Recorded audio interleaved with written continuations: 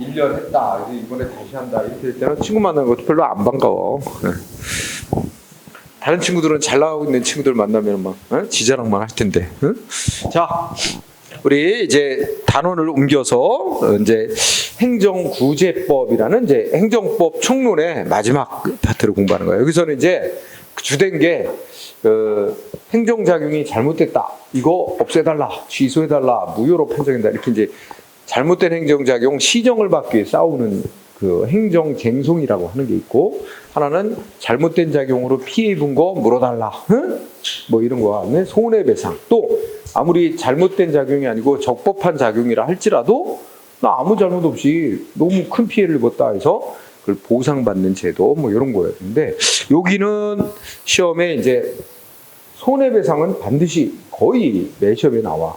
손해배상은 손실보상도 나오는 편이 많아. 응? 그래서 손해배상, 손실보상은 한 문제씩은 나온다. 그러니까 손해배상, 손실보상, 이 손해전보라는 그러니까 행정구제법 파트가 이 뒤에 보면 양이 많죠. 많다 보니까 이제 2개 파트로 나서 구제법 1 해서 손해전보, 그다음에 구제법 2 행정쟁소 이렇게 다루는데, 어떤 손해배상, 손실보상이 한 문제씩 나오고, 뒤에 가면 이제 행정쟁송이라 해서 행정심판 한 문제, 소송 4문제에서 5문제 뭐 이렇게 해서 뒷부분 마지막 부분이 또 잘 많이 나옵니다. 그래서 중요하게 공부해야 되는 영역인데요. 자, 근데 행정 손해전보제도라고 하는 걸 공부하기 전에 여러분들 215쪽을 보면 고충민원 처리제도라고 하는 게 있어요. 근데 이 시험에 아주 단골로 나오는 영역은 아니야. 응? 근데 요새는 더더욱 안 나이고 있어. 이제 예전에는 어쩌다 한번 내기는 했는데 근래에는 거의 안 내고 있어. 그래서 아주 그냥 그렇다고 하나도 안 볼 필요는 없고 잠깐 읽어보고 갑시다. 응? 자, 맨 위에 박스가 있고, 우리가 이제 이 구제제도와 관련해서 행정구제제도의 체계 이렇게 제목 달고 박스로 정리를 해놨죠. 그러니까 항상 공부의 첫 머리는 전체 이 논의의 틀을 알고 그 다음에 이제 그 순서별로 논의를 하는 거잖아요. 그러니까 이렇게 짜여져 있다는 거예요. 그래서 우리가 구제제도를 그러니까 국민이 구제받는 시점을 기준으로 따지면 사전적인 구제와 사후적 구제 이렇게 나눌 수 있다는 거야. 쉽게 이해할 수 있지. 사전적 구제는 국민한테 피해를 주는 잘못된 조치가 행해지기 이전에 그걸 방지하는 거지, 그렇지? 그러니까 피해 생기는 거를 사전에 예방하는 것을 우리가 사전적 구제라고도 부를 수 있다. 그게 몇 가지가 있는데 그 중에 이제 행정 절차, 그렇지? 우리 이미 공부했어요. 그래서 우리가 국민한테 뭔가 조치를 하기 전에 우리가 제일 전형적인 예가 뭐야? 사전에 통지를 하고, 응? 상대방한테 의견을 제출할 기회를 주고 들어보고 함으로써 잘못된 작용을 미리 방지하는 게 목적인 거죠. 그래서 행정 절차. 그리고 그러니까 사전 사후로 나올 때 보다 중점을 둬야 될 건 사전 절차예요. 원래 사전 구제. 왜냐하면 우리가 범죄를 생각해봐. 범죄가 발생한 이후에 신속히 범인을 검거하고 처벌하는 것도 물론 필요하고 중요하지만 그보다 범죄가 안 생기게 예방하는 게 중요하듯이 행정작용, 이거 잘못된 작용이 되지 않도록, 그래서 국민에게 피해가 가지 않도록 미리 예방하는 것, 그 중에서 그만큼 오늘날에는 절차가 중시되고 있다. 그래서 행정 절차는 반드시 한 문제 꼭 낸단 말이야. 응? 그 다음에 이제 근데 우리 이미 공부했고 우리의 주된 이번 단원의 관심사는 사후구제입니다. 사후구제는 이미 국민한테 행정 조치가 행해지고 난 뒤에, 조치가 행해지고 난 이후에 그 조치로 인해 발생한 피해를 구제해주는 제도입니다. 사후구제가 이제 2가지로 나눠지죠. 손해전보와 행정쟁송. 이 둘은, 손해전보는 이미 발생한 피해를 돈으로 물어주는 제도고, 그다음에 행정쟁송은 우리가 저것 때문에 그렇지, 특히 공정력이라는 거 배웠잖아. 행정기관이 공권력 행사에서 국민한테 법집행조치, 설령 위법이 좀 있어도 일단은 효력이 유지되는 걸로 하잖아. 그래서 절차를 밟아 권한이 있는 결에서 이건 잘못된 거다, 취소한다, 이런 판정이 내려지기 전까지는 일단 따라라. 이런 행정기관이 하는 그런 특수한 효력이 있으니까, 그래서 잘못된 작용을 받은 국민은, 조치를 받은 국민은 절차를 밟아. 이거 위법이다. 취소달라. 이런 절차가 필요하죠. 그게 바로 이제 행정쟁송이라는 겁니다.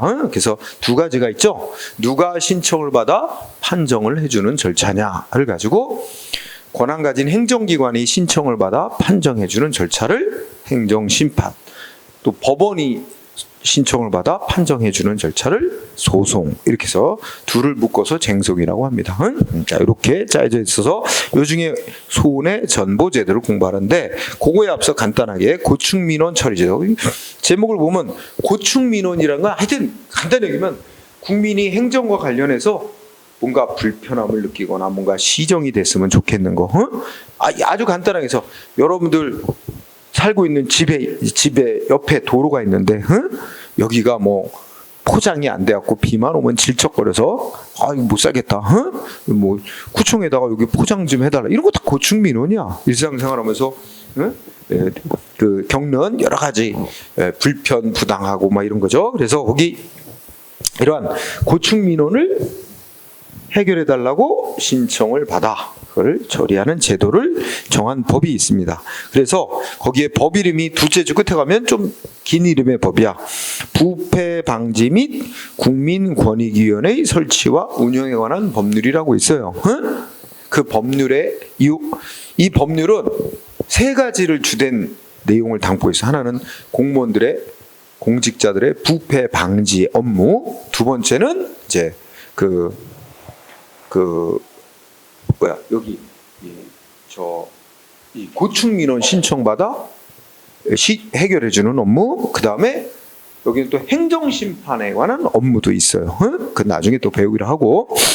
그래서 그 법률이 있습니다. 그 법률에 의해서 이제 두 개의 기관이 설치되어 있어요. 우리 국가에는 국민권익위원회라는 기관이 설치되어 있고, 또 각 시도 단위에는, 지방자치단체는 시민고충처리위원회라고 설치된 데도 있고 안 된 데 있어요. 왜냐하면 법에서 국가에는 국민권익위원회를 반드시 설치해 놓으라고 돼 있고, 각 지방자치단체는 시민고충처리위원회라는 걸 설치할 수 있다 이렇게 돼 있기 때문에 설치한 곳도 있고 아닌 곳도 있죠. 재량이니까. 자, 일단 시험은 주로 국민권익위원회에 대해서 냅니다. 그래서 국민권익위원회는 설치를 보니까 동그라미 1번에 자, 고충민원을 신청받아 처리하고 관련된 불합리한 행정제도를 개선하고 부패 발생 이런 걸 예방하여 저저저 하도록 해서, 자, 중요한 거, 국민권익위원회는 어디 소속으로 설치되어 있는지 간단히 체크.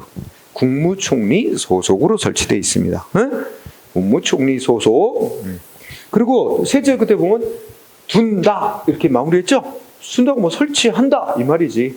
그러니까 이건 필수적으로 설치하게 돼 있어서 이제 우리 국가에 설치가 돼 있습니다. 국무총리 밑으로. 자, 기능이 있는데, 다음 페이지가 뭡니까? 21개 업무를 수행하게 돼 있어요. 이거 안 외우는지, 외우는 거 아니지. 근데 21개를 아까 보면 크게 세 가지 업무가 있다는 거지. 1호부터 보면 쭉 국민의 권리보호, 권리구제, 부패 방지, 고충민원, 그렇죠?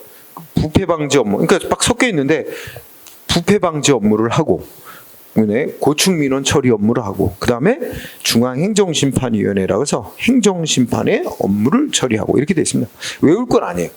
외울 건 아닌데 여러분들 시험은 아니었는데 어딘가에서 이제 예전에 기출문제가 하나 있었는데 다음 중 국민고충처리위원회가 처리하게 돼 있는 업무사항이 아닌 걸 골라라. 그런 문제도 있긴 있었어. 있었는데 그런 거는 정말 가물에 콩나듯이 아주 이례적으로 나왔던 거라 그런 문제 맞으려고 여기 신경 쓰는 것 별로 비효율적이야. 그래서 그냥 그런 정도 한다 읽고 지나가고요. 자, 국민권익위원회 구성 등 이랬는데 여기는 예전에 나온 걸 보면 1번 총 몇 명으로 구성해요? 15명의 위원으로 구성하네요. 위원장 1명, 15명의 위원. 그리고 부위원장이 3명이 있는데 위원장 한 사람에다가 부위원장은 아까 말한 대로 3가지 업무를 나눠 맡아요. 둘째 줄 읽어보면 부패 방지 업무 하는 위원장, 부위원장, 고충민원 처리하는 위원장, 부위원장, 그 다음에 행정심판원, 중앙행정심판위원회 업무를 수행하는 부위원 이렇게 세 수로 나눕니다. 이 정도 읽고 지나가세요. 그다음에 이 항은 또 위원장하고 부위원장은 국무총리가 이 사람이 좋겠습니다. 그 제안해서 대통령한테 신청을 하면 대통령이 임명을 하고 또 여기 1항에 보면 상임위원이 있어요. 그러니까 15명의 위원 중에 첫째 끝에 상임위원이 3명이 이제 두게 돼 있어. 그러니까 상임위원은 뭐 하는 사람이냐면 다른 직업 없어. 오로지 이 중앙국민권익위원회 위원으로서의 업무하는 거야. 그러니까 매일 아침에 출근해서 퇴근할 때까지 이것만 전적으로 이 업무만 하는 사람. 그러면 나머지들은 비상임위원이라는 거야. 그 비상임위원은 자기 본업이 있어, 직업이 있고 이제 이 처리할 일이 생길 때만 출석을 해서 회의하고 뭔가 이게 결정에 참여하는 거지. 그래서 주된 아마 핵심적인 역할은 상임위원들이 할 거야. 응? 근데 상임위원 3명인데 상임위원도 대통령이 임명을 하는데 요거는 이제 위원장이 제청을 해서, 그지? 대통령이 임명하게 돼 있죠. 그리고 비상임위원은 대통령이 임명하거나 위촉을 하도록 돼 있고 등등 이런 게 있습니다. 자, 그렇게 중요한 건 아니니까 한번 읽고 지나고요. 자, 위원들의 임기는 다 3년이고 한 번 더 할 수 있대. 연달아 임명, 그다음에 연임할 수 있다고 돼 있죠. 그리고 위원회는 회의를 열려면 위원, 재적위원 과반수가 출석해야 회의가 열리는 거고, 그 다음에 어떤 안건에 대해서는 출석한 위원회 과반수가 찬성하면 결정되는 거다. 이런 구조가 돼 있죠. 읽고 지나가세요. 이게 주된 건 아니니까. 그 다음에 오른쪽에 하면 시민고충처리위원회인데 설치 보면 어디에다 설치해? 각 지방자치단체에 설치하죠? 근데 끝말을 보니까 어떻게 돼? 둘 수 있다. 이렇게 돼 있죠? 그러니까 반드시 두게 돼 있는 건 아니니까. 인천광역시에도 한번 있는지 여러분들 한번 검색을 해보세요. 그 인천광역시 시민고충처리위원회 이런 걸 한번 딱 쳐보면 그 있으면 홈페이지 같은 게 뜨고 할 거야. 그지? 자, 다른 거는 할 건 없습니다. 자, 그러면 중요한 게 고충민원 처리야. 자, 이 처리 절차. 자, 먼저 고충민원이라는 게 뭐냐? 이 법에서 말하는 고충민원이란 한번 읽고만 갑시다. 행정기관 등이 위법 부당하거나 소극적인 처분. 그러니까 소극적이라는 게 뭘 거부하고 안 하고 이런 거 있잖아. 부작위. 이런 거 있을 때. 그리고 불합리한 행정 제도 때문에 국민의 권리가 침해되거나 국민에게 불편 부담을 주는 사항에 관한 민원을 고충민원이라고 하고, 현역 군인이나 또는 예를 들어서 의무 복무자니까 이게 무슨 공익요원, 예전 말로 지금은 사회복무요원이라고 부르던데, 그들의 고통도 다 고충도 포함한다 그랬죠. 자, 고충민원은 처리하는 절차는 일단 고충을 느끼는 사항에 대해서 해당 국민이 국민권익위원회에 신청을 하든, 지방자치단체는 자치단체 설치된 시민고충지원회에 신청을 하든 고충민원을 해결해달라고 신청을 할 수 있어요. 그리고 중복해서 할 수도 있어. 자기 사는 지역에 지방자치단체에 설치된 시민고충지원위원회에 신청을 하고 똑같은 내용을 국민권익위원회에도 또 신청을 할 수 있어. 그래서 거기 읽어. 신청은 기억번 누구든지, 국내에 거주하는 외국인을 포함해서 누구든지 국민권익위원회에 하든지 또는 시민고충처리하든지 고충민원 해결해달라고 신청할 수 있으며, 이 경우 하나의 권익위원회, 그러니까 지방에 있는 시민고충처리위원회 신청을 했더라도 또 국민권익위원회 중복해서 신청할 수 있대요. 하고요. 여러분, 그 고충민원 신청할 때는 익명으로 한다, 실명으로 한다. 읽어보니까 신청하는 사람의 이름, 주소, 그죠? 이런 거, 그다음에 신청하는 이유 이런 걸 기재한 문서로 신청하게 돼 있어요. 다만 괄호소 전자문서로 이메일로도 신청할 수 있습니다. 다만 문서로 할 수 없는 특별한 사항이 있으면 구술로도 신청할 수. 외울 건 아니에요. 원칙적으로 문서로 하게 되십니다. 자, 나는 이거 이 국민 권익위원회 신청했던 경험이 있는 사람이야. 응? 여기가 아니고 내가 예전에 다른 데 어디 학원에서 강의를 했는데 거기 이제 그만두게 됐는데 몇 달치 월급을 안 줘. 말하면 강의한 거에 대한 비용을 안 줘. 몇 번을 가서 얘기해도 뭐 누구 만나 얘기하면 또 딴 사람한테 미루고 막 이러면서 철폐. 그래가지고 그 국민 어디로 갔냐면 그런 거 이제 일하고 임금 못 받고 하면 저 지방 노동청에 이제 신고하고 고발을 할 수도 있어요. 고발이 들어가면 이제 조사하고 업주를 처벌하고 하는데 일단 신고를 해서 그러면 거기에 근로감독관들이 있어요. 그 근로감독관들이 이제 조사도 하고 그래서 조정을 하기도 하고 이렇게 해결하라고 타협하는 일도 하고. 근데 거기서 이제 조사를 하는데 나는 또 그 지방노동청에 신고를 해놓고 기다리면서 또 여기 전자문서로 이메일로 국민권익위원회 홈페이지 들어가서 이렇게 또 글을 올렸어. 그래갖고 글을 올렸더니 거기 국민권익위원회에서 직접 처리하는 게 아니라 이제 관련 부처로 이게 통보를 해요. 이런 민원이 들어왔으니까 해결하고 거기에 대해서 답변 보내라 이렇게 오는 거야. 그러니까 다시 노동부로도 가고. 그러니까 이게 내가 올린 사안이 노동부, 국세청 다 관련이 있는 데야. 그랬더니 아마 주된 부서인 노동부로 갔나 봐. 그거 올리니까 이 근로감독관이 이게 이제 그거는 또 시한 내에 처리해야 돼. 빨리. 그 답변을 또 국민권익위원회 해야 되니까. 상급 기관에 설치된 기관에서 야 이거 민원 들어왔으니까 이거 빨리 처리해서 어떻게 처리했는데 결과 보고하라고 돼 있으니까 근로감독관이 우선적으로 처리를 하더라고. 그러니 나한테 뭐라고 했냐면 이거 우선적으로 나 말고도 딴 사람도 이렇게 신청한 사람이 있었나 봐. 근데 나는 우선적으로 해가지고 이게 받아들일 테니까 그거 국민권익위원회 민원 넣은 거 철회 좀 해달래. 응? 그래서 알았다고. 그랬더니 빨리 처리해 주더라고. 그래서 나는 받았어. 빨리 받아냈어. 응? 그런 일이 있었습니다. 그래서 이거 돈 하나도 안 들이고 간단하게 해결하는 제도야. 활용해 보면 좋습니다. 자, 그러면 국민권익위원회에 접수하고 그죠? 등등등. 뭐 특별한 건 없습니다. 그러면 큰 제목으로 봐봐. 그럼 신청을 받은 권익위원회는 고충민원에 대해서 지체 없이 조사하게 돼 있습니다.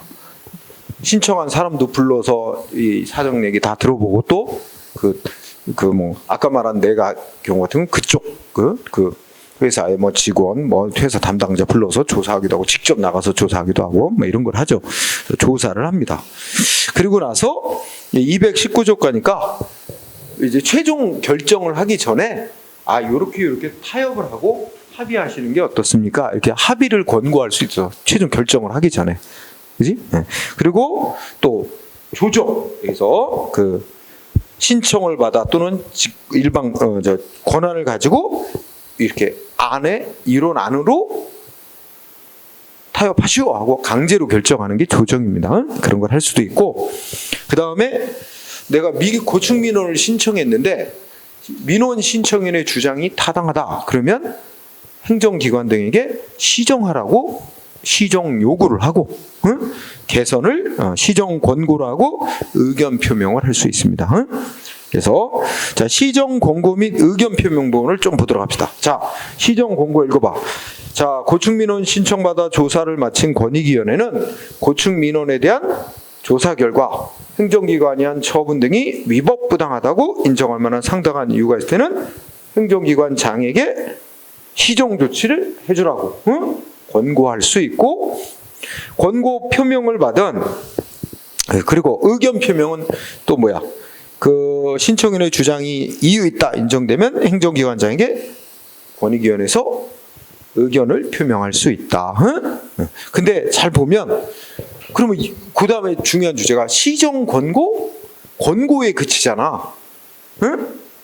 만약에 그러면 권고를 받은 행정기관장은 따라야 될까? 안 따라도 될까? 따라야만 될까? 안 따라도 될까? 원칙적으로는 그 국가기관들끼리는 존중을 해야 되잖아, 서로.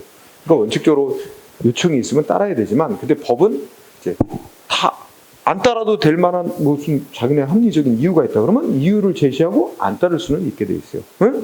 그래서 우리가 일단 다 읽고 나서 얘기해요. 그러면 동그라미 사망 다음 페이지 보니까 역시 개선 권고 의견 표명을 할 수 있고, 이때 사항. 자, 권익위원회는 행정기관장에게 시정을 권고하거나 제도 개선 권고를 하려고 한다면 그 전에 행정기관과 신청한 사람 등에게 의견을 제출할 기회를 주도록 되어 있습니다. 자, 이때 사망을 잘 보면 기억번, 시정 권고나 의견 표명을 받은 관계 행정기관장은 따라야 한다 이렇게 되어 있지는 않고 존중하여야 하되, 그 권고 시정 권고를 받은 날로부터 30일 안에 어떻게 처리했다라는 처리 결과를 권익위원회에 통보하도록 의무화되어 있습니다. 응? 이때 니은번, 시정 권고 의견 표명을 받은 시정 권고를 받은 행정기관장이 권고받은 내용을 이행하지 않을 수도 있다는 거야. 꼭 따라야 될 의무는 없으니까. 이행하지 않을 경우에는 왜 이행하지 않는지 이유를 권익위원회에 문서로 통보해 주게 돼요. 그래서 반드시 따라야 되는 건 아니죠. 그리고 권익위원회는 그 시정 권고를 받은 행정기관장이 못 따른다고 문서로 이유 붙여서 통보하면 그 내용을 고충민원 신청한 사람 내에 지체 없이 통보를 해주게 돼 있습니다. 자, 그런데 그리고 결정의 통지 보면 권익위원회는 고충민원에 대해서 신청받아 결정한 내용을 지체 없이 신청인에게 통지해 줘야 되고, 만약에 그 행정기관이 한 조치가 위법부당한 조치다라고 인정이 됐는데 그 담당한 공무원에게 큰 잘못이 있다 그러면 담당 공무원을 징계하라고, 또 검찰에 고발도 할 수 있어요. 응? 그래서 보면 고충민원 조사 하고 어떻게 돼요? 응? 첫째, 그때 그 직원이, 행정기관의 직원이 고의 또는 중대한 과실로 위법부당하게 업무를 처리했다는 걸 발견하면 권익위원회는 감사원에다가 또는 그 행정기관의 감독기관에다가 감사를 의뢰할 수 있다. 응? 그렇죠? 그리고 감사원 등은 감사 의뢰받은 감사하고 그에 대한 결과를 또 권익위원회에 통보해 주게 돼 있고, 동그라미 3번. 권익위원회는 자기네들이 시정 권고 내렸잖아, 행정기관에게. 그러면 시정 권고하고 행정기관 등이 이행을 어떻게 했는지, 그 이행 실태를 확인하고 점검할 수 있으며, 마지막으로 네 번째, 국민에게 자기네들 권익위원회가 이렇게 시청받아서 어떻게 시정 권고를 내렸고, 그런데 행정기관장은 이러이러한 이유를 들어 권고받은 내용을 이행하지 못하겠다고 한다. 그러면 이제 그렇게 자기네들이 했고 저쪽에서 이행하지 못하고 이유 밝혀왔다. 뭐 이런 걸 이제 국민에게 알리도록 하고 있습니다. 자, 여기까지 보면 여러분, 우리나라에서 이 국민권익위원회, 시민고충처리위원회 명칭은 약간 다르지만 하여튼 편의상 권익위원회라고 하죠. 그 권익위원회는 행정학을 하는 사람들 입장에서 이게 바로 스웨덴에서 시작된 옴부츠만이라는 제도의 일종입니다. 옴부츠만이라고 부르죠. 그래서 그 스웨덴의 옴부츠만은 우리하고 조금 다르게, 스웨덴형의 옴부츠만은 국회 소속 기관이에요. 국회 소속 기관, 입법부 소속 기관이죠. 그리고 그런데 우리나라는 지금 국무총리라는 행정부 산하 기관이에요. 그게 좀 다르죠. 그런데 또 공통점이 있어. 스웨덴형의 원래 옴부츠만도 이제 신청을 받거나 해가지고 뭐 조사를 한 뒤에 행정기관에게 시정하라고 권고 조치만 할 수 있어요. 권고. 스웨덴도 직접 시정 조치는 못해요. 권고만 해. 그 우리나라도 지금 아까 읽어보면 시정 권고하고 의견 표명에 그치는 거지 직접 시정해줄 권한은 없어요. 응? 그래서 소위 행정학에서 말할 때 그 옴부츠만을 비유하는 말로 이빨 빠진 개, 짖기만 하고 물지 못하는 개, 물지는 못하는, 이런 말로 이제 비유되죠. 그러니까 이게 힘이 없는 데다. 응? 다만 국민들에게 잔뜩 기대만 갖게 하고, 응? 실제는 자기네들이 뭐 조사해서 이거 잘못된 거 맞다. 관계행정기관에게 시정 요구를 했는데 거기서 뭐 이런 들어서 안 한다. 그러면 아무것도 해결된 건 없는 거야. 그렇지 않나요? 시정 공고만 내릴 뿐이지 직접 뭔가 시정 조치를 해주지는 못합니다. 네. 그러면 결국은 뭐 해야 돼? 결국은 행정심판이든 행정소송이든 아까 말한 행정쟁송 절차로 넘어가야 됩니다. 그래서 만약에 법원의 결정이 나오거나 아까 행정심판 청구를 해서 그쪽에 결정이 나오면 내가 국민의 이 말이 맞다고 인정하는 결정이 나오면 행정기관은 거기는 반드시 그 결정의 취지에 따라서 행동을 해야 되거든요. 의무적으로. 그러니까 그거는 법적 강제력이 있는데 여기는 시정 권고만 할 수 있을 뿐이다. 그래서 이제 다만 이제 아까 말했듯이 여기서 잘 해결되면 뭐 시간 비용 별로 안 들이고 간편하게 해결할 수 있는 방법으로 있는 거죠. 응? 안 되면 끝까지 소송 가야 돼.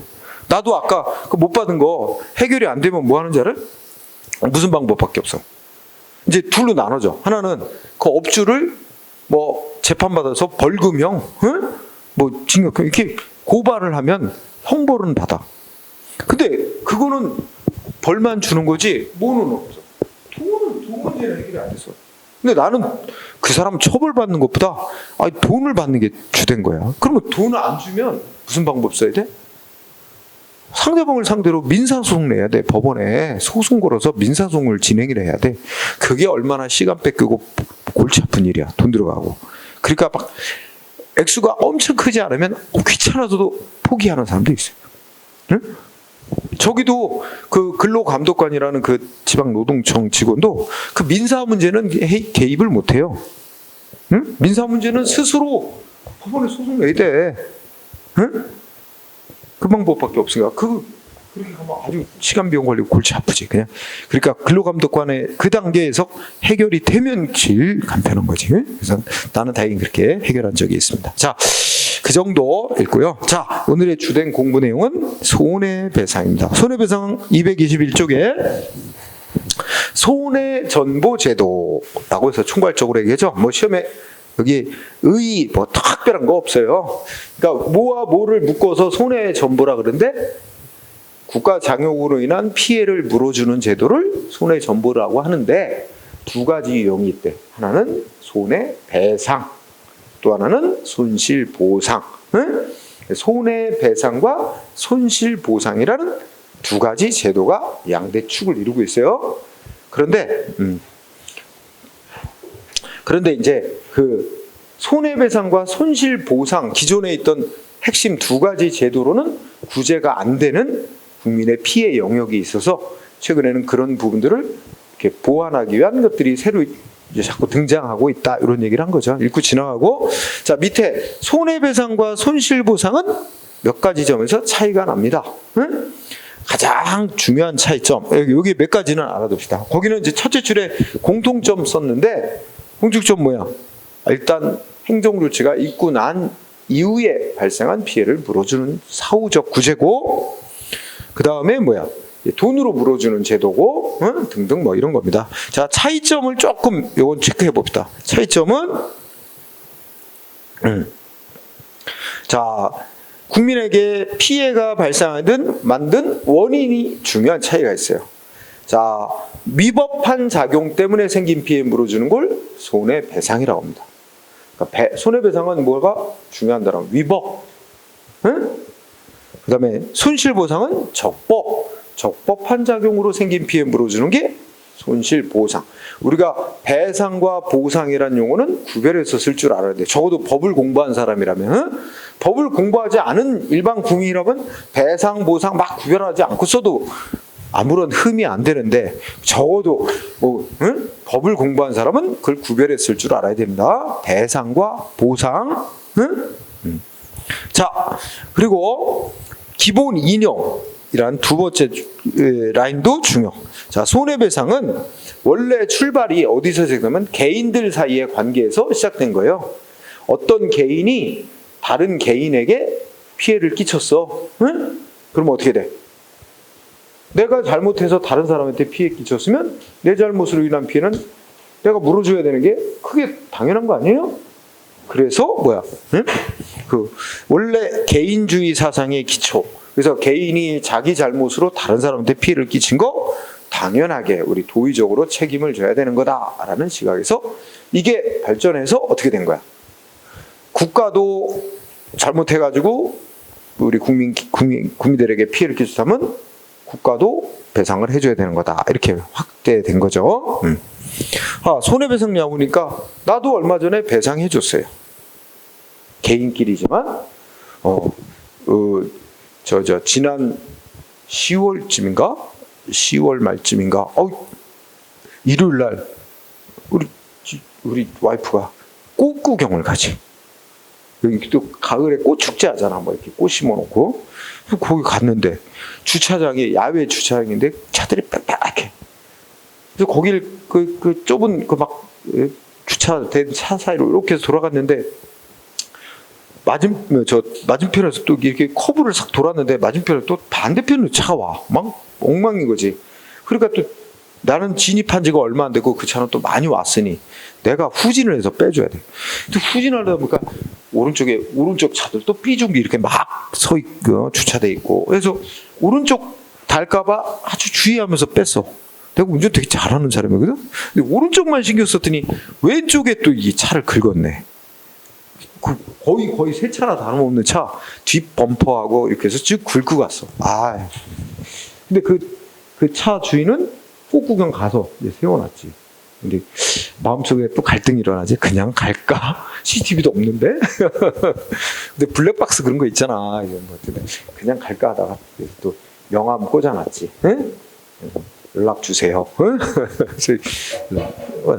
근데 그러고서는 이제 꽃 구경하고 있으니까 전화 오더라고. 응?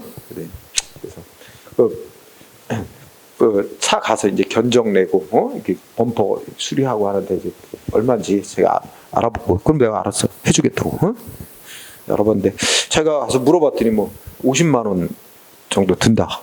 그래서 알았다고. 그래서 그날 저녁인가 50만 원을 보내줬어요. 그때 이제 실제로 며칠 있다가 수리해가지고 영수증을 또 보내왔어. 얼굴도 모르지만은 하여튼 서로 SNS로 그래가지고 그때 64만 원 나왔더라고. 내가 더 줄까? 근데 더 달라 그러면 나는 그냥 그는 보험 처리로 안 하고 내 그냥 돈으로 줬거든. 그냥 간단히 하려고. 그랬더니 더 달라 그러면 처음부터 다시 하자. 보험 처리로 해가지고 이렇게 갈라 그랬는데 더 달라 소리는 안 하더라고. 왜냐면 더 달라 그러면 나도 그 사람한테 문제제기라고 당신 잘못도 있다. 거기가 주차 구획선이 아는데 거기다 주차 구획선 밖으로 삐지고 하게 당신 세놓고 당신도 잘못이 있는 거다. 일부. 그리고 그 정도는 조금 더 넣은 건 본인이 부담해야 된다. 이러려고 그랬는데 그다음부터 연락이 없더라고. 깔끔히 끝냈어. 그것도 일종의 손해배상 해준 겁니다. 내 잘못으로 긁었으니까.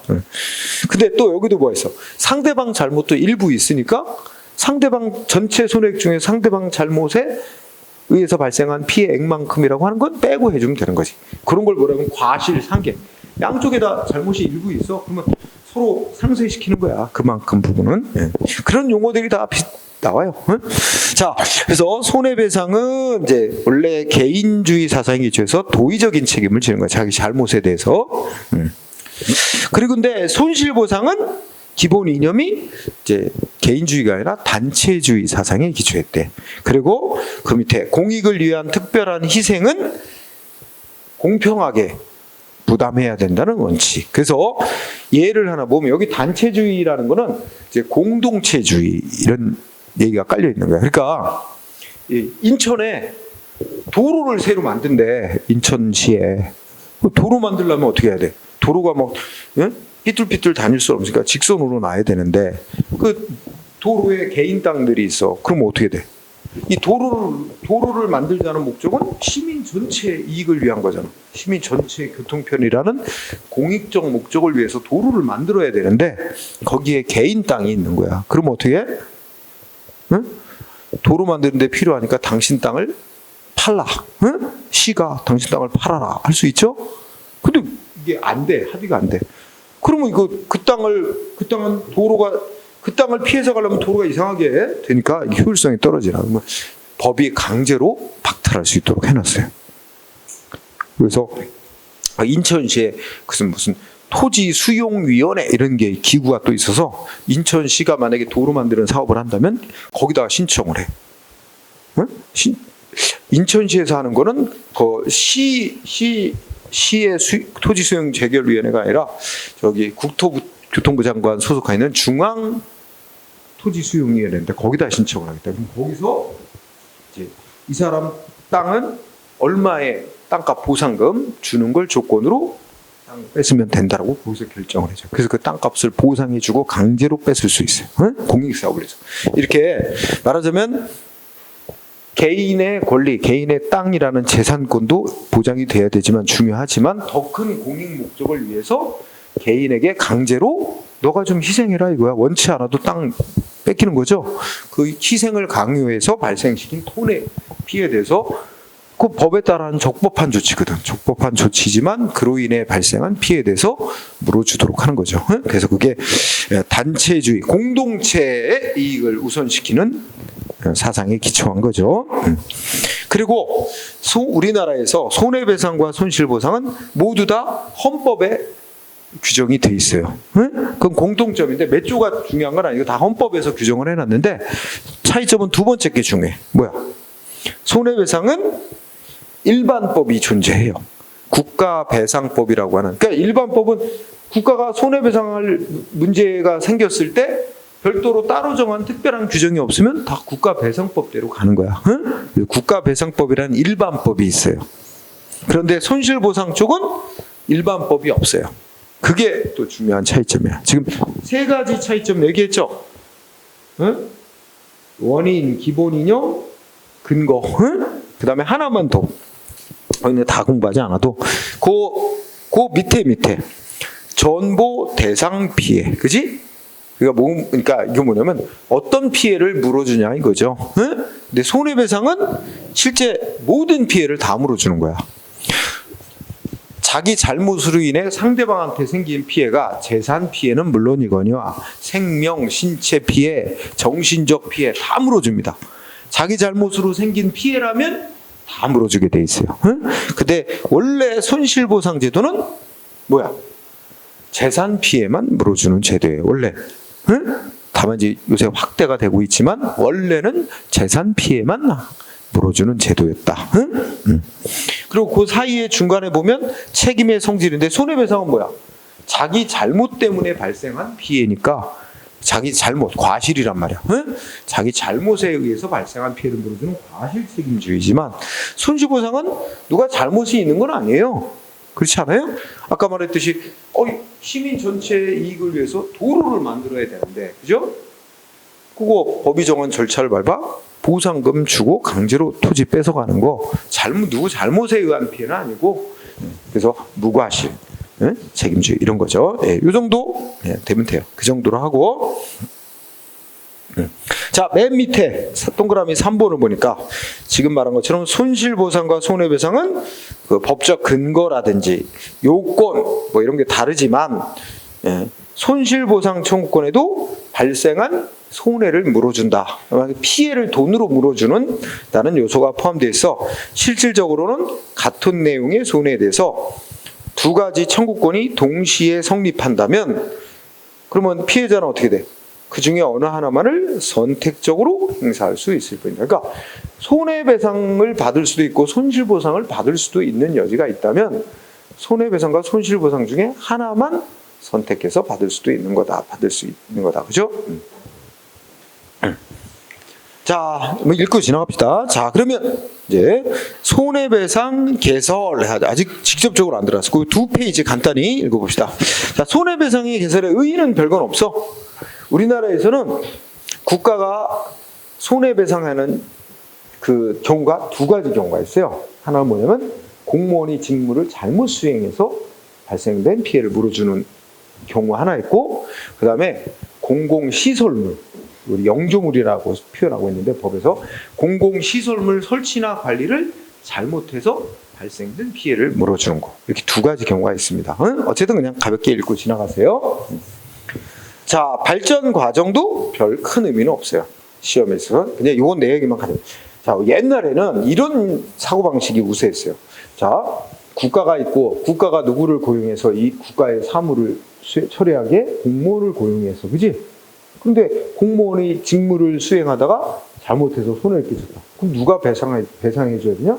공무원이 배상해줘야 되는 거다. 왜냐면 공무원이 실제 잘못 행위를 한 자니까 공무원 개인이 피해자인 국민에게 배상을 해줘야지. 국가는 공무원한테 네 위법하게 일 처리하라 시킨 적 없다. 너 적법하게 일 처리하라고 고용한 건데 공무원 네가 잘못해서 위법하게 해서 손해 끼쳤으니까 공무원 개인이 배상할 책임자가 된 거고 국가는 배상할 책임이 없다 그랬어요. 옛날에 논리가 이제 그런 논리가 우세했어. 근데 지금은 안 그렇게 보지. 왜냐하면 만약에 특히나 이제 그런 논리를 내세우면 피해를 입은 국민은 배상을 받을 수는 있겠으나 공무원이 돈이 있을 때 문제고 공무원이 돈이 많이 없으면 피해는 1억이 생겼는데 공무원이 돈이 없어? 그럼 어떻게 해? 배상 못 받는 일이 생기지. 응? 그러면 제도는 배상받을 수 있도록 뭐 공무원이 물어줘야 된다 했지만 돈 없는 사람한테 어떻게 배상을 받나? 그렇죠? 응? 그러니까 결국은 국가의 어떤 작용 때문에 피해를 입었는데 배상을 못 받는 일이 생기니 그래서 그 피해자를 보호하기 위해서 일단 공무원이 잘못하면 그거는 국가의 잘못으로 보고 국가가 배상을 해줘야 된다. 이렇게 이제 발전이 된 거예요. 응? 그러고 나서 피해자는 국가가 배상을 해주고 그 다음에 공무원한테 네 물어내라 하든 뭐 하는 건 그 다음 얘기다. 국가하고 공무원 사이 그 다음에 알아서 할 일이고 피해자한테는 국가가 책임지고 배상을 해줘야 된다. 이렇게 발전돼요. 그래서 지금도 우리나라 공무원이 잘못해서 피해 끼치면 국가가 배상. 그래서 이번에도 용산 참사도 결국 뭐 요새 뭐 계속 아직까지도 수사하고, 응? 근데 맨날 밑에만 지금 수사하고 끝날 분위기 같은데 소방 공무원이 됐든 경찰 공무원이 됐든 뭔가 제대로 해야 될 일을 하지 않았다. 이렇게 돼서 그러면 그것이 해야 될 조치를 제대로 하지 않은 위법한 부작위로 인해 발생한 참사다. 이렇게 인정되면 국가가 배상 책임자.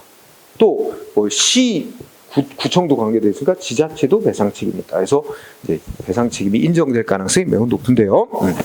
자, 그래서 특별한 건 없고, 자, 우리나라의 행정상 손해배상 제도 이렇게 제목 따라는데 우선 쌍가루 1번에 우리나라 헌법에 국가가 손해배상 책임이 있다고 명시해 놨어요. 응? 그래서 외우지 말고 그래서 헌법적 보장 해가지고 헌법에 뭐라고 써놨대? 헌법 29조는 국가가 손해배상 책임지는 거에 대해서 규정을 해놓고 세부적 그에 관한 세부 내용은 국회가 법률로 정해라. 그래가지고 만들어진 법이 국가배상법이라는 법이 있다는 거죠. 그래서 헌법 29조 거기 한번 읽어봅시다. 헌법 29조를 보니까 동그라미 1항 뭐 나왔어요? 자, 공무원이 직무상의 불법행위. 이 불법행위의 뜻이 법을 위반한 행위였고 법을 위반한 행위가 있고 그것이 공무원의 잘못, 고의 또는 과실에 의해서 위법한 행위가 됐을 때 그걸 불법행위라 그래. 공무원의 불법행위로 손해를 받은 국민은 법률이 정하는 바에 따라 국가나 공공단체에 정당한 배상을 청구할 수 있다. 이때 그러면 여기서 국가나 공공단체가 배상을 해주고 난 뒤에 그렇더라도 공무원 자신의 책임은 면제되지 아니한다. 이렇게 돼 있죠? 네, 읽고 지나가요. 그러면 2항에는 못 써놨어. 그런데 피해를 입은 자가 누구일 때? 이 동그라미 2번에 시작하는 단어가 피해자가 군인이거나 군무원이거나 경찰 공무원이거나 기타 법률로 정하는 자가 쭉 읽어보면 전투라든지 훈련이라든지 직무를 집행하다가 다치고 사망하고 있어요. 군인, 군무원, 경찰 공무원 등이 직무 집행하다가 다치고 사망하면 어떻게 된대? 따로 이 사람들에 대해서는 따로 국가가 법률로 정하는 보상이 있다면 그 보상을 받는 거로 그쳐야지. 그 보상 받는 거 외에 국가에 대해서 다른 공무원의 행위 때문에 자기 피해를 입었다. 이러고 국가를 상대로 손해배상 청구할 수는 없다. 그래서 말하자면 군인, 군무원, 경찰, 공무원 등은 국가에 대해 손해배상 청구하는 걸 제한해 놓고 있는 거예요. 나중에 또 상세히 얘기할 기회가 있으니까 여기는 읽고만 지나가. 어쨌든 뭐만 헌법, 우리나라 최고법인 헌법에서도 국가의 배상 책임에 대해서 규정을 해놓고 있다는 정도로. 그 다음에는 이제 밑에 2번. 그래서 보다 구체적인 내용은 국가배상법이라고 법률에서 정해놨다. 그래서 동그라미 1번. 국가배상법의 지위 및 적용 범위. 자, 기억번. 국가배상법은 국가나 지방자치단체가 손해배상할 책임이 있을 때 그에 관한 일반법으로서의 지위를 갖습니다. 그래서 두째 줄 그거 밑줄 쳐주세요. 자, 국가나 지방자치단체가 손해배상할 책임이 생겼을 때 적용되는 법의 순서 있죠. 그러면 한가운데 뭐가 들어가 있어? 국가배상법. 이게 일반법이니까, 그지? 그런데 국가나 지방자치단체가 손해배상 책임지는 것에 대해서 다른 법률에서 국가배상법과 좀 다르게 따로 특별히 정해놓은 규정이 있으면 그 법이 특별법으로 우선 적용되고, 그런 특별한 규정이 없으면 일반법인 국가배상법에 따르고, 국가배상법에도 뭐 손해배상에 관해서 규정이 없는 사항에 대해서는 민법의 개인 간의 손해배상에 관해서 정해놓은 규정에 따른다. 그래서 적용 순위가 특별법, 국배법, 일반법 이런 순서로 일반 민법 이런 순서가 됩니다. 그거는 체크해 두세요. 이렇게 나오는 게 바로 오른쪽에 올라가면 국가배상법 제8조에서 그런 규정을 뒀기 때문에 그래요. 그래서 읽어봐. 자, 국가나 지방자치단체가 손해배상 책임지는 문제에 대해서 이 법, 즉 국가배상법에 규정된 사항 외에는 민법. 그러니까 이 민법과 국가배상법 간에는 국가배상법이 우선 적용되고 없는 거는 민법에 따른다는 거지. 그런데 또 두 번째까지는 다만 민법 이외에 다른 법률에 다르게 규정이 돼 있으면 그게 가장 우선한다는 거잖아. 그게 바로 특별법인 거죠. 그죠? 그 예가 니은번 그 밑에 그 특별법에 해당하는 법은 자, 잘못이 없어도 배상을 하도록 한 무과실 책임을 규정하고 있는 자동차 손해배상 보장법, 원자력 손해배상법 등이 있다. 또 배상 책임지는 범위나 배상 금액을 감경화하거나 정형화하고 있는 뭐 우편법 등이 있다. 이런 게 이제 국가배상법과 좀 다른 법이죠. 자, 여러분 이런 거 한번 생각해볼까? 우리가 우체국을 통해서 등기 우편으로 뭘 보냈는데 이거 잃어버렸거나 없어졌어. 아니면 다 훼손됐어. 그러면 이거 배상 받을 수 있어요. 근데 이거 원래는 손해 입은 것만큼 배상을 해주는 거야. 근데 거기에 만약에 액수가 얼마나 그 가치가 얼마나 큰지 얼마가 되는지 잘 알 수 없는 것도 있어요. 어마어마한 액수가 되는 것도 있고. 그런 것까지 다 정확히 배상하기는 어렵다. 그래서 법으로 딱 얼마 이상이 되는 거는 다 얼마로 다 배상한다. 이런 식으로 돼 있는 거지. 그죠? 응? 이거는 이제 이 국가배상법과 연관된 건 아닌데 예전에 뭐가 있었더라?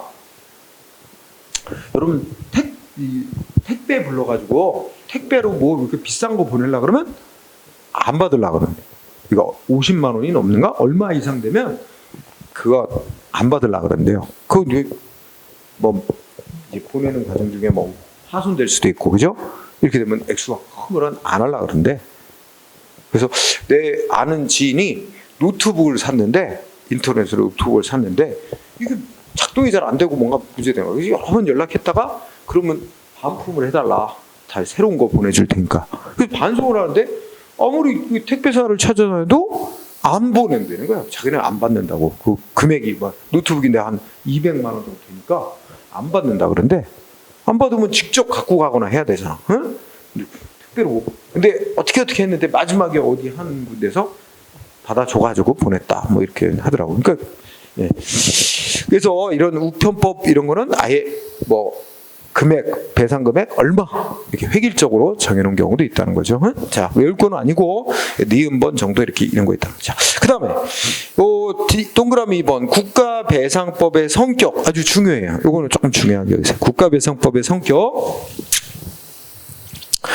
학설과 판례가 학설은 또 학자들은 견해가 있는데 학자들 견해 중에 다수설이 있지. 그래서 다수설은 자 핵심 단어. 다수설은 우리 이걸 알아야 돼. 우리나라는 법을 공법 계열의 법, 사법 계열의 법 이렇게 나누잖아. 응? 적용되는 분야 영역이 다르고 소송 절차도 다르게 하죠. 분쟁에. 자 다수학설은 국가배상법을 공법으로 본대요. 공법 계열의 법으로 봐. 응? 왜 그렇게 보냐면 원인. 국민한테 손해가 발생되는 원인이 공공행정작용과 관련된 작용 때문에 생기는 피해를 물어주는 거기 때문에 공법에 해당하는 법이다. 그러면 국가배상법을 공법으로 보니까 국가의 이 공법적 작용, 행정작용 때문에 생긴 피해 배상받을 권리, 국가배상 청구권은 사법상의 권리, 줄이면 사권이라고 공법상의 권리로 봐. 공권. 따라서 자 셋째 줄 국가에 대한 손해배상 청구는 공권. 그럼 공법상의 권리를 다투는 공법상의 권리를 실현하는 소송은 행정소송이어야 돼. 행정소송 중에 이 권리를 다투는 소송을 당사자 소송이라고 한다. 그래서 이렇게 국가배상법은 공법이다. 국가배상 청구는 공권이다. 그래서 당사자 소송이라는 행정소송으로 배상해달라고 청구해야 된다. 이와 정반대로 니은법 우리 대법원 판례는 국가배상법이라는 법은 원래 개인들 사이의 손해배상에 관한 규정은 민법하고 본질적으로 같은 사항인데 다만 좀 민법하고 조금 특이한 거 좀 다른 거를 몇 가지 좀 정해놓은 것일 뿐이지 거의 90% 본질적으로는 민법의 손해배상하고 다를 바가 없는 거다. 그렇다면 국가배상법은 사법 계열의 법인데 다만 좀 일반 민법 규정하고는 좀 다른 특별한 걸 규정을 좀 해놨다는 점에서 민법, 사법에 대한 특별한 법이다. 특별한 사법 정도로 봐요. 그러면 국가배상 청구는 사건에 해당한다고 보고 따라서 국가에 대한 손해배상 청구는 민사소송으로 해야 된다. 이렇게 논리적으로 해야 된다. 그래서 정반대죠. 우리는 판례를 더 중시해야 됩니다. 자, 판례 태도. 판례는 국가배상법은 사법이라고 봅니다. 여기는 원인에다 초점을 두진 않아요. 국민에게 피해가 발생된 원인이 뭐냐 이게 내가 신경 쓰지 않고 결국은 발생된 피해를 물어준다는데 핵심이 있는 거 아니냐. 이렇게 결과적인 측면에 초점을 둡니다. 그래서 넷째 국가배상 청구권은 사권이다. 사법상 권리다. 그러니 민사소송으로 그래서 이번에 용산 참사 그 유족들도 당연히 국가와 서울시 또 용산구청을 상대로 민사소송으로 청구하게 됩니다. 판례 입장을 매우 중시하고요. 그다음에 세 번째 우리가 이제 국가배상법 손해배상 책임의 유형은 두 가지입니다. 그래서 아까도 얘기했죠. 그래서 근데 이제 거기 동그라미 1, 2항을 비교하면 우리 아까 헌법 29조 읽었었어요. 우리 헌법 29조는 공무원이 잘못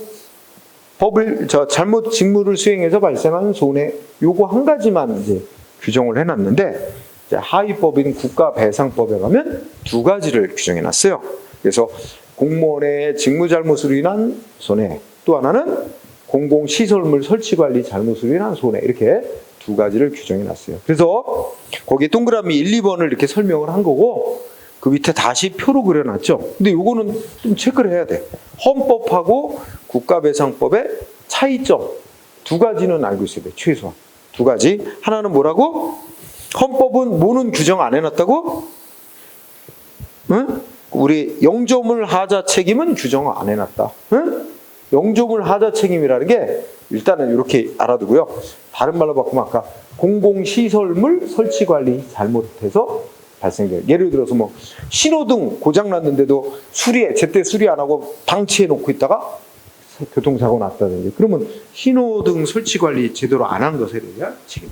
우리 뭐 도로 푹 꺼져가지고 푹 꺼졌는데 많이 꺼지면 싱크홀이라고 많이 깊게 꺼지면 싱크홀이라고 그러고 뭐 비 오고 나서 이렇게 조금 파진 것도 뭐라 그러더라?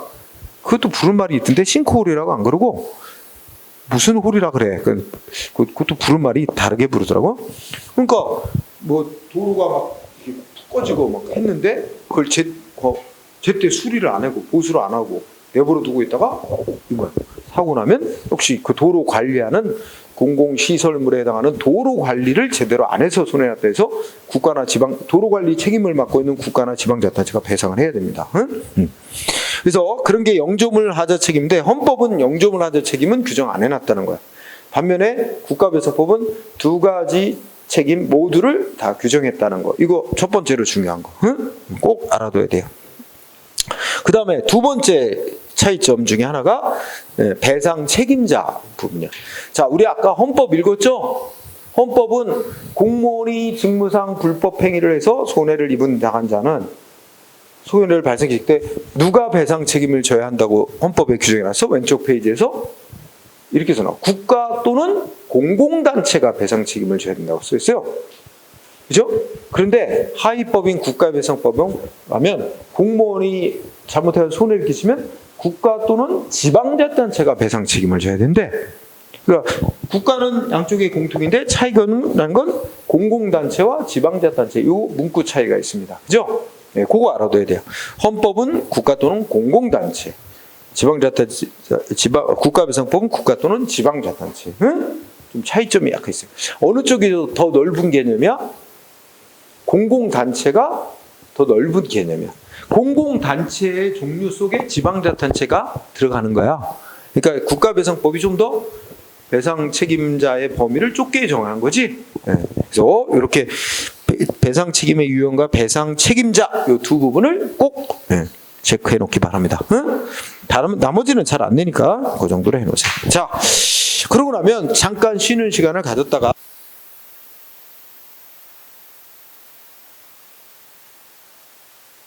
손해배상이라는 주제 이거 되게 길어. 이거 오늘 다 못해요. 그래서 딱 뭐라 그럴까 두 파트 공무원의 직무집행행위 이것도 긴데 하는 데까지 하여튼 직무집행까지 응? 그러니까 그 부분까지만 일단 설명. 그 부분만도 따로 잘라서 손해배상 문제를 냈거든. 응? 그래서 그 중요한 부분을 하고 자, 합시다.